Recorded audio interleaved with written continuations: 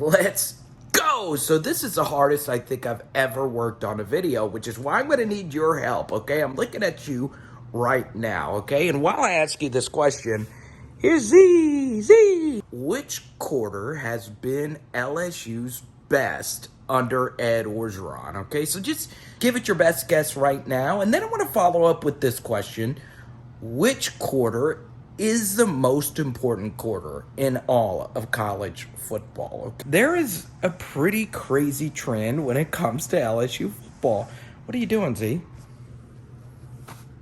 And I'm wearing Crocs. Happy National Dog Day, everyone. So now, before I show you which one actually has been the best under Ed Orgeron, let's answer this as you look at this awesome photo from Foster Moreau, who misses these throwback uniforms. I love it, man. The purple helmets, I need to bring this back. You got the four-quarter hand in the air, right? And all teams do it. Now, it is true that the fourth quarter is the most important quarter in all of college football, but it's also the weirdest because the game does get very situational. Pressure does increase. So, it becomes critical for players and even more critical for coaches. However, LSU, especially these last 2 years, rarely play competitive fourth quarters. The thing is, fourth quarter data, because of blowouts and because of, situational coaching, is kind of hard to track because there's backups and all of that in there. So, yes, fourth quarters are the most important, but if it's not competitive in the fourth quarter, what does it really matter? And so now let's talk about which quarter has been LSU's best, okay? And you're about to see something so wild that, and I'm not going to lie, I had to recalculate this 10 times over. And if the numbers I show you are wrong, please forgive me because I failed at math. That's what a journalism degree will get you. Anyway, and I shout out to the Manship School. But anyway, LSU, they gave up 2 scores in 2020 in first quarters. In other words, 10 points or more only 3 times. And as you see here, LSU's record in the first quarter was actually not that bad, all things considered. 3, 4, and 3. Okay, so obviously 3 wins. They lost the fourth quarter 4 times, and there was 3 ties. And the overall score tally was 51-79, with an average score per quarter of 5.1 to, of course, 7.9. So, as you could tell, LSU, even though their defense was bad, overall, they weren't bad in the first quarter. But now we get to the second, okay? And in the second quarters, LSU, they gave up 10 points or more 6 times in second quarters, and they won a lot of second quarters, okay? They were 5-4-1, but this is the cartoonish thing. The amount of points they scored in the second quarter tripled that of what they scored in the first, okay? So they had 134 second quarter points. Now, they also gave up 113 second quarter points, but that is absolutely wild that LSU, with an offense that was up and down, tripled their points. Now, let's actually get to the third quarter data, okay? And this will be your answer of which quarter has been the worst, and it very clearly was the third quarter, okay? As you can see, their record in third quarters was 3-6-1. They gave up 2 scores in the third quarter, 5 out of 10 times. That number is actually 7 out of 10. I'll show you why in a second. But the overall score tally was 66-100. So in other words, LSU lost third quarters by basically a score, an average score of 10-7. Okay?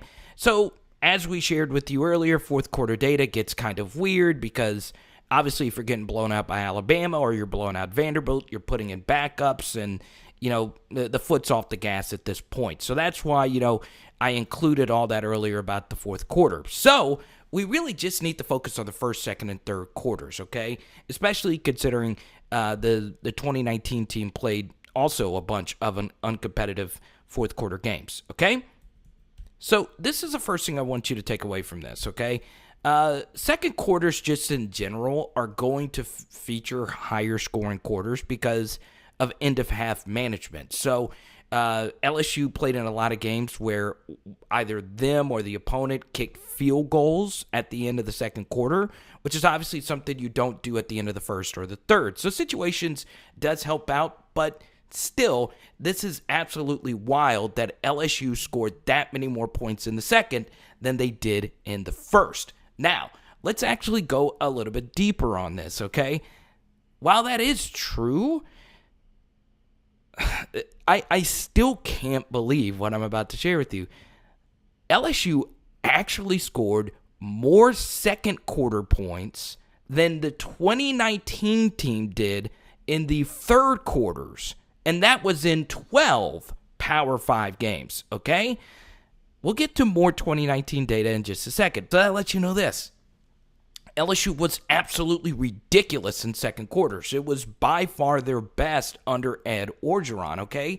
Now, full disclosure, LSU did have the help of some pick sixes, which obviously helps us out. But even if you subtract 3 pick sixes and the one Arkansas gave up, the one LSU had that they returned to the 1 yard line, if you subtract 28 points from that, that is still well over 100 points. And that is still by far LSU's most dominant quarter of 2020. Now, that's pretty freaking wild, okay? Their second quarters were really good, but the third quarters, of course, were really bad. Now, let's actually go a little bit deeper to the severity of LSU's third quarter issues. So that's a wild thing. I understand doing the record of quarters can get strange, but it is interesting to see that the only quarter where LSU was under 500 basically in 2020, well, way under 500, was the third. But there's something very interesting about that, okay? We'll get to that in a second. So what you're looking at now are just third quarter results, okay? So that Mississippi State third quarter, LSU tied it 10-10. They, of course, dominated Vanderbilt the entire game. But as you can see here at Missouri, they did give up 2 touchdowns and once again failed to make defensive adjustments, okay?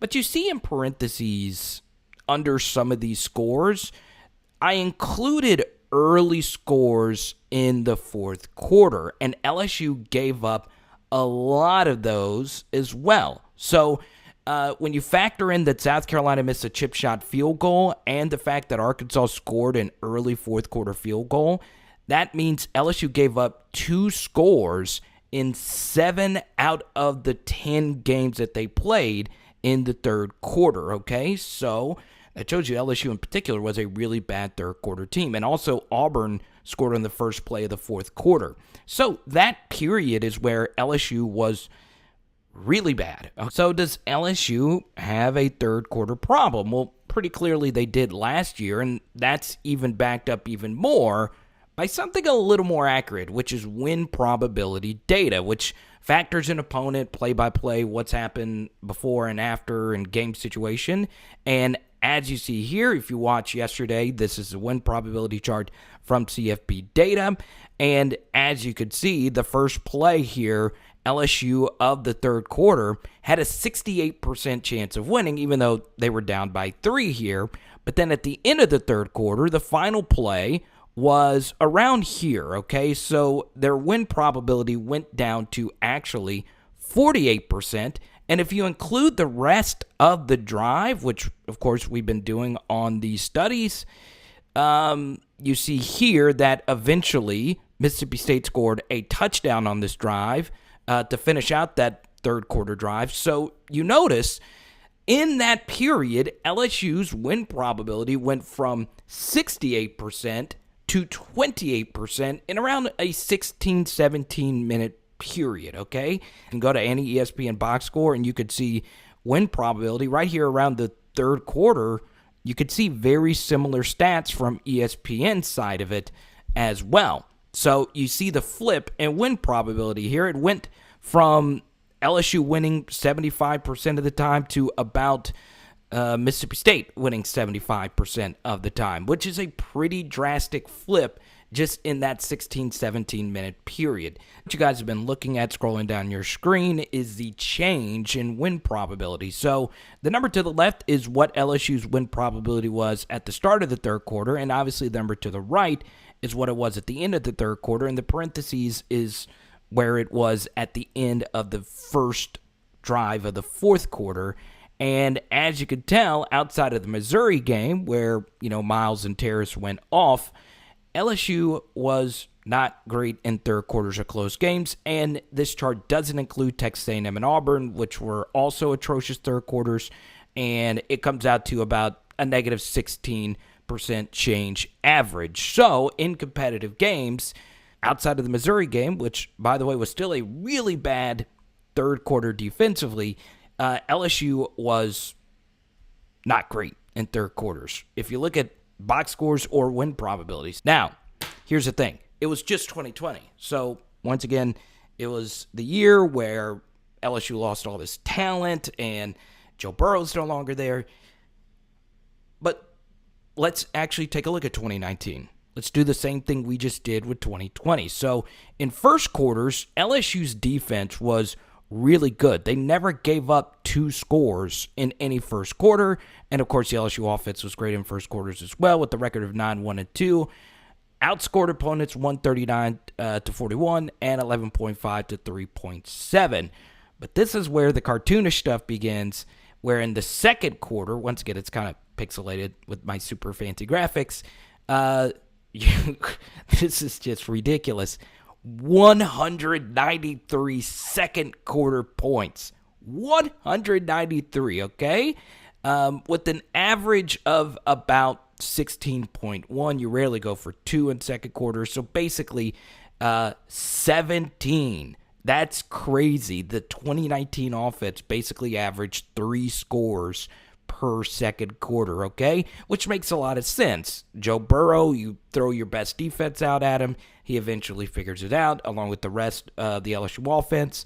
So that goes to show you that even when you factor in, obviously, into second quarter situations where you're kicking longer field goals, which is going to boost the number up, that is still a ridiculous amount of points, okay? So 193 compared to 139, and just because you're playing at a faster pace, that is where that number goes up. Obviously, the opponent scoring more points in that situation. But ask any coach, if you can outscore a team 17-7 basically in every second quarter, you're going to win a lot of games. And even if that is the case, they only gave up 10 points or more in the second quarter 3 times. So that is obviously really good. But here we go. In the third quarter, you see, once again, I didn't include this, their record was 9-1-2, 9-0-3 in second quarters, and then in third quarters, it goes to 7-4-1, okay? Now, they still gave up, only 10 points or more 3 times, but you see here, 133 to 83, okay? So, not only was this their worst offensive quarter, this was also their worst defensive quarter. And this is not me including the end of the beginning of the fourth quarter situations. And the average score per quarter goes from 16-6 to basically 11-7. So basically 10-7 compared to 17-7 quarters. Well, why is it in third quarters that LSU averaged a full touchdown less? We'll get to that in just a second. Now, fourth quarters, once again, LSU played in a lot of uncompetitive fourth quarters. Obviously, the Arkansas game, it was all walk-ons of the field, and you could see here. So that's why fourth quarter data is, very unreliable, like we mentioned a little bit earlier. So let's dive a little deeper into this, okay? Now, once again, the LSU offense had a lot of games where it was also uncompetitive at half, but still in the third quarter, the starters were still on the field. It's natural, let's take the Oklahoma game, for instance, that there's going to be some regression because if you had the first half LSU had, things are just going to cool off, okay? But still, overall, LSU had some rough third quarters, in particular on the road, which once again we'll get to in just a second. So you see here, when you go 9-1-2, 9-0-3 to 7-4-1, that obviously is an issue. And when you actually put the first, second, and third quarters of 2020 right next to the first, second, and third quarters of 2019, you see how similar those quarters were, where LSU was way better in second quarters offensively than what they were in first and thirds, and they were also, just more dominant overall in both 2019 and 2020, okay? So, yeah, it's very interesting, okay? Now, so since we sandwiched those numbers together, let's combine the records together. And 2019 and 2020 quarters put together, LSU was a 12-5-5 first quarter team, 14-4-4 second quarter team, and pretty much you could see a 500 third quarter team at 10-10-2, and then the fourth quarter, once again, it's very unreliable, but 10-7-5. Now, once again, only 10 of those 22 games were competitive fourth quarters. Now, that is very interesting, okay? So it's very important to just focus in on 2019 and 2020 because this was when LSU played at a faster pace, which means you're playing with more possessions. So it's kind of hard to include 2018 and 2017. The first two seasons LSU was that Ed Orgeron was a full-time Power 5 head coach. But as you guys have been seeing here, I went on ahead and crunched those numbers as well. In 2018, LSU was a really good third quarter team, but then in 2017, it was a little bit more of a bigger bag of mixed results. So as you take in this data, we'll get a little deeper into the third and fourth quarter. We'll get a little deeper into some reasons why. Let's go on ahead and show you the combined records. So in Ed Orgeron's first 43 Power 5 games as head coach, and I included BYU and UCF, both of which would be games that reflect very good for Ed Orgeron, so give him 2 extra bonus games there. You see that the record is still very much similar. 25-9-9 in first quarters, 24-12-7 in second quarters. They did get a little better in thirds, but still 20-16-7. And obviously, once again, fourth quarter data is going to be very unreliable. So, yeah, even if you include a 43-game sample, you very clearly see that Ed Orgeron the third quarter has not been his strong suit. So now, this is the most important part of the video. So we together have all crunched all these numbers, took in win probability, took in all these different things. Let's get into reasons why this is actually the case. So this is the fun part. Let's actually hypothesize together. Let's go. Obviously, I'm going to need your comments on this down below. What are your honest thoughts about what you've seen today? Because some of you would say it's just random, and you very well could be right. College football is a weird game, so there's going to be some randomness when it comes to college football scoring. It could just be the case.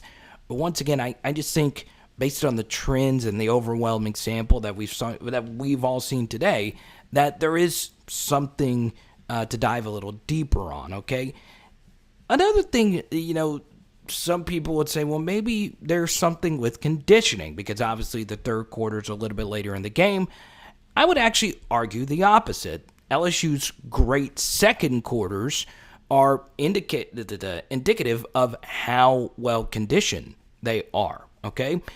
Third quarters, both teams actually get a reset and a rest. So I can argue that depth is a better advantage for you in the second quarter than it is the third. I do think coaching and potential decision-making could be the issue here. Now, look, once again, love Ed Orgeron, and this is the second video in a row that is over 20 minutes long that is talking about game management.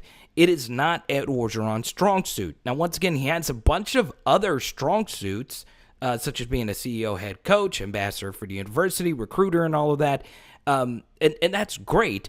But it's okay to admit that he is not the best game manager, okay? And that would partially explain why LSU's third quarters are the way that they are, okay? It's not just the fact that they had some third quarters. They really, really had some bad third quarters. Now, some of it is macro adjustments or the lack thereof. Obviously, let's just take 2020, for instance. Yes, LSU was getting dominated by Texas A&M and Auburn, but they had a whole 15-minute period to potentially figure something out, and once again, they didn't figure anything out. You could make the same case for Missouri and Mississippi State, and once again, particularly on defense, but also on offense, LSU just kept making the same mistakes over and over. So obviously, the lack of macro halftime adjustments weren't really that great. Now, we'll go a little deeper into that in just a second. But let me also throw this out here as well. Micro decisions also play a big role in this. And it goes along with what we shared yesterday. Fourth down decisions. LSU is far too conservative on fourth down. And as we've shared in a longer video on this subject, it can heavily affect your third down play calling and your third down quarterback play. But also, it can really drastically change the course of games and potentially history. And I know I go back to this decision a lot, but this is a perfect decision. LSU in plus territory, driving down the field for the jugular touchdown on a 4th and 1. Now, once again, LSU was given a really bad spot. It should have been a first down anyway, but LSU decided to punt the football in plus territory. That was an egregious coaching decision. But they did it, and that allowed Alabama to get back into the game. Now, once again, I love Ed Orgeron. That was just a really, really bad call with, the greatest quarterback, unbelievable running back, playing the best game you'll ever see an LSU running back play, a wide receiver who had already completed a fourth down earlier in the game. There are other punting decisions. Take a look at this Auburn game. When you are down by a gazillion points, you are in plus territory essentially against Auburn.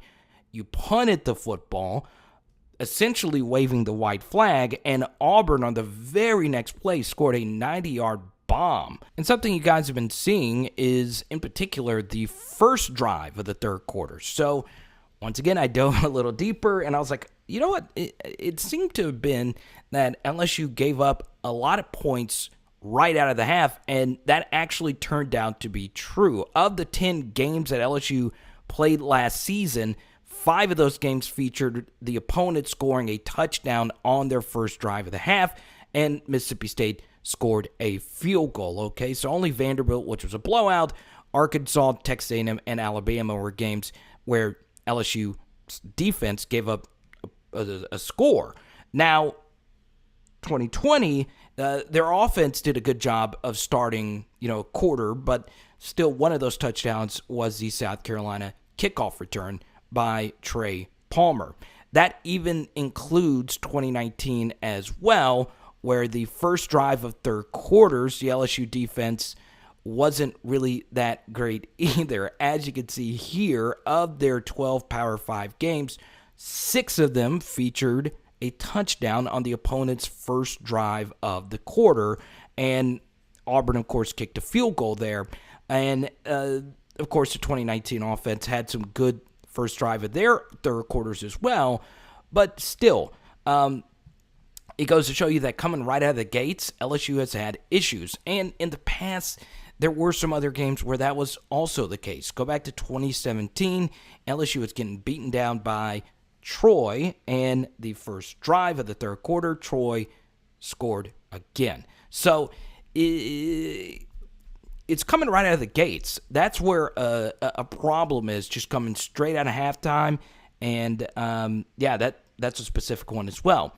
Another trend that I saw was that this issue was worse on the road. I don't know exactly why. I do have a few potential reasons, especially when you look at the 2019 data, road games or neutral site games, in particular the Texas, the Alabama, the Ole Miss game, but that game was a little out of hand. And the Clemson game was also a really rough third quarter for LSU, where they were up by 11, and it really was a crazy third quarter where Clemson scored on their first drive. They also dropped a pick six, and had it not been for an amazing Patrick Queen shoestring tackle, Travis Etienne would have scored a 60-yard touchdown. So, yeah, the third quarter was also a little rough there. Now, why? Once again, why is this the case? What are some things that LSU can do to fix these issues? Okay, so now those are mostly some reasons. Let's get into some solutions. What can LSU do? So the first thing is signal stealing is very real in college football, okay? Now, a lot of teams do it. Some teams are better at it. Obviously, the team most notorious for it is Clemson. Now, Clemson did have a better third quarter. I don't know if signal stealing was a reason, but it is very interesting when you see that LSU's third quarters were way worse on the road than they were at home. So if that is the case, there might actually be some signal stealing going on. So once again, I don't know LSU signals. None of us do outside of the coaching staff. So that's only questions that they can answer. But understand that a lot of these Power 5 teams have 4 or 5 GAs that do just that. They are studying your signals to see if they could pick up anything, any tendencies whenever you actually call in a play. And that obviously is the case on offense and defense. So maybe your signals are potentially being stolen. Also, halftime communication is also strange, especially if you're having more issues with this on the road. Okay, so for those that don't know, college football stadiums are obviously huge, and your coordinators, more often than not, your offensive coordinators in the box and your defensive coordinators on the field, well, getting down to the press box, from the press box where you're actually calling the plays, or the suite or wherever you are, down to the locker room at halftime. Remember, these halves are only 15, 20 minutes long. It is really hard to get all the way up there, all the way down there, then in that 5-minute period, make the adjustments that you need to make with all the analysts and GAs that are around. It's really hard. And then, of course, you got the halftime interview. You have all those different things.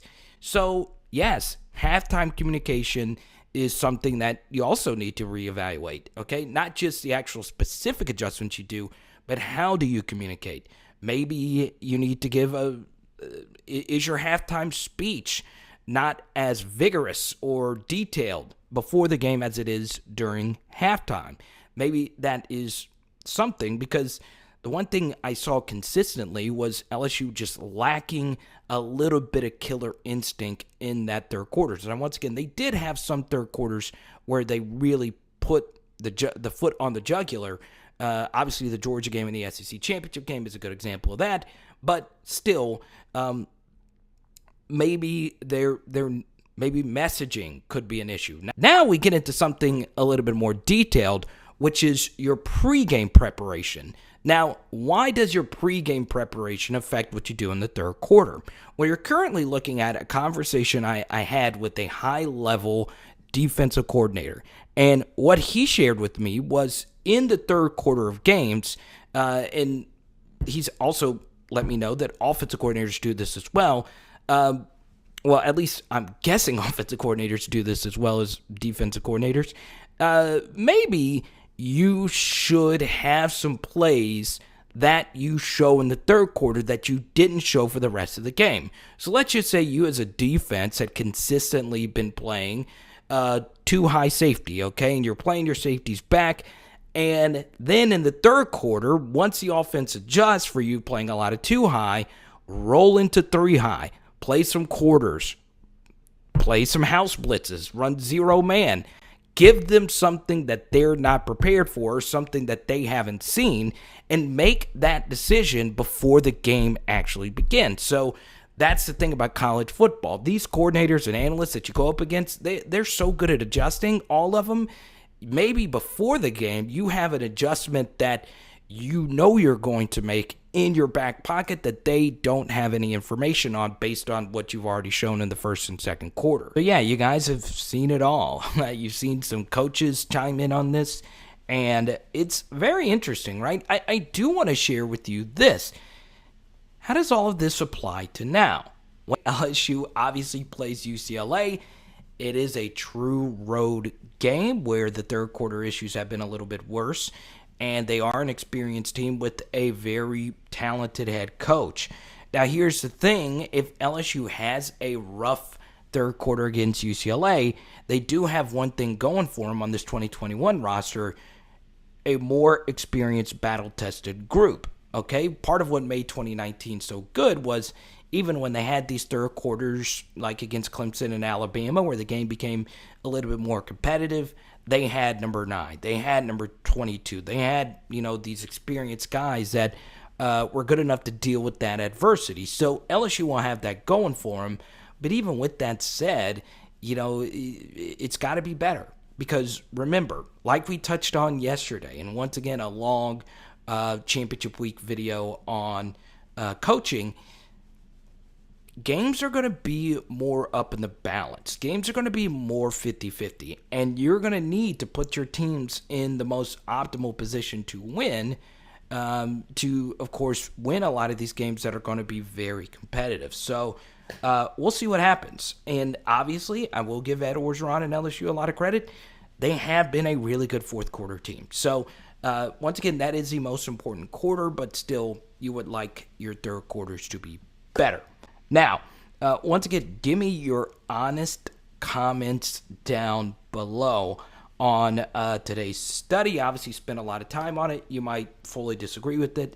And for those that stood all the way till the end of this, I really do appreciate it. I really do.